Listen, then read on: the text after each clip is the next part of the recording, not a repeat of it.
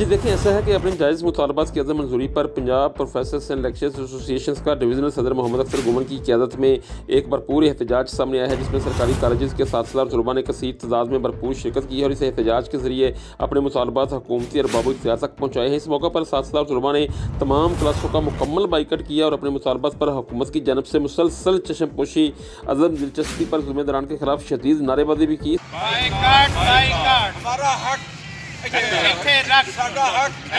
इस मौके पर PPLA गुजरांवाला डिवीज़न के सदर मोहम्मद अख्तर गुमन का कहना था कि सूबाई हुकूमत ने कामयाबी से चलने वाले और मुस्तहिक गरीब और नादार तलबा को मुफ्त तलीम देने वाले सरकारी कॉलेज को नाम नहाद यूनिवर्सिटियाँ बनाने और फीसों में बेपनाह इजाफे का ड्रामा रचाया हुआ है। हुकूमत शहरियों को इनके बुनियादी हक तलीम से महरूम करने के नापाक मिशन पर गामजन है और PPLA अपने तलबा के साथ हुकूमत के इस नापाक मिशन को किसी सूरत कामयाब नहीं होने देगी। शुरू के एहतजाज से खिताब के दौरान PPLA के सदर का मज़ीद कहना था कि हुकूमत कॉलेज के असातिज़ा के हकूक़ पर मुसलसल डाका डाल रही है।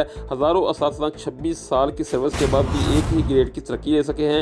1994 और 95 साल के भर्ती असातिज़ा अभी तक ग्रेड 19 के मुंतज़र हैं। इसके अलावा पे प्रोटेक्शन और 5 दर्जाती फार्मूला के लिए अभी तक बजट मुख्तस नहीं किया गया। जी।